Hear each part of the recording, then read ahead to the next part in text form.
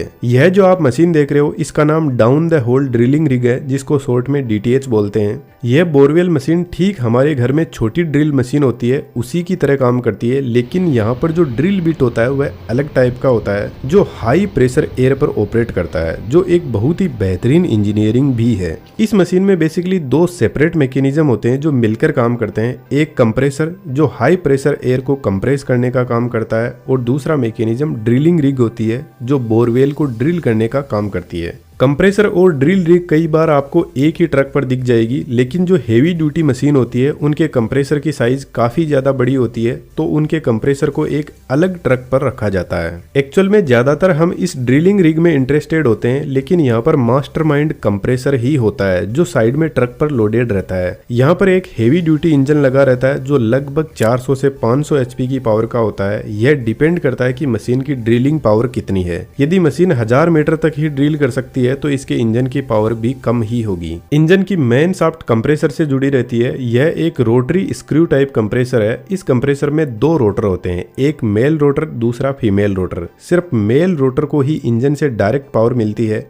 Compressor के पहले air filter लगा रहता है जो बाहर से हवा को अंदर की तरफ खींचता है और हवा में अवेलेबल डस्ट पार्टिकल को रिमूव करता है।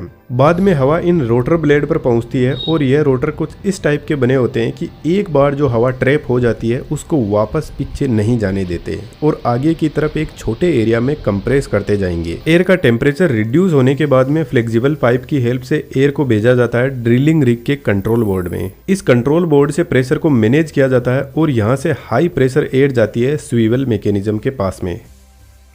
स्वीवल एक बहुत ही इंपॉर्टेंट कंपोनेंट होता है जो हाई प्रेशर एयर को ड्रिल स्ट्रिंग से जोड़ता है और यहाँ से आगे ड्रिलिंग स्टार्ट हो जाती है। लेकिन इस मैकेनिज्म को थोड़ा सा समझना जरूरी है। यहाँ पर साइड में दो एयर मोटर होती है जो पूरी स्ट्रिंग को रोटेट करवाने का काम करती है, लेकिन इस रोटेशन से ड्रिलिंग नहीं होती है। इसके कुछ अलग ही काम है, मैं आपको आगे बताऊंगा। यह मोटर देखने में छोटी है लेकिन इसकी पावर काफी ज्यादा हाई होती है। कंट्रोल बोर्ड से मेन पाइप को डायरेक्टली इन स्ट्रिंग के पाइप से कनेक्ट किया जाता है जिसमें एक्सट्रीमली हाई प्रेशर को भेजा जाता है, इसलिए यहाँ पर यह पाइप मजबूत स्टील के बने होते हैं। इन पाइप के आगे ड्रिल बिट लगा रहता है जो असल में एक हैमर होता है और यह हैमर कितने ही मजबूत पत्थर को तोड़ सकता है, जो अपने आप में एक बेहतरीन इंजीनियरिंग यूज करता है। वैसे तो यह पूरा हैमर एक हाई स्ट्रेंथ स्टील का बना होता है, लेकिन सिर्फ इसका आगे का पार्ट ही पत्थर के डायरेक्ट कॉन्टेक्ट में आता है जिस पर कुछ ऐसी बॉल लगी रहती है और यह बॉल काफी ज्यादा लंबी होती है जिसको हैमर के हेड में अच्छे से फिट किया जाता है। यह बॉल बनी होती है एक बहुत ही स्ट्रॉन्ग मेटल की जिसका नाम है टंगस्टन कार्बाइड, जिसकी वजह से यह बॉल पावरफुल स्ट्रोक सहन कर सकती है और इन पर फ्रिक्शन का भी कोई ज्यादा खास फर्क पड़ता है नहीं। यह मेन हैमर होता है, इसके आगे बॉल लगी रहती है। हैमर के पीछे एक भारी भरकम पिस्टन होता है जो हैमर पर कंटिन्यूअसली स्ट्राइक करता है और यह काम इतना फास्ट होता है कि यह पिस्टन एक मिनट में 1500 से लेकर 2500 टाइम्स स्ट्राइक करता है, जिसको ब्लोज पर मिनट बोलते हैं। और जब यह मशीन चलती है तो आपको घंटा बजने जैसी आवाज सुनाई देगी एकदम हाई स्पीड में। एक्चुअल में वह साउंड इस हैमर की ही होती है। अब हैमर इतनी हाई स्पीड में पत्थर पर स्ट्राइक करेगा तो पत्थर की एकदम बारीक कटिंग होने लगेगी, लेकिन पत्थर के इस कचरे को बाहर लाना जरूरी है, अदरवाइज तो हैमर फंस जाएगा। तो जो एयर का प्रेशर हैमर को स्ट्राइक करने के बाद में बाहर निकलता है हैमर से, उसका प्रेशर काफी ज्यादा हाई होता है, तो यह अपने साथ में पत्थर के टुकड़े, मिट्टी, पानी जो कुछ मिलता है उसको साथ में ऊपर लेकर आ जाता है।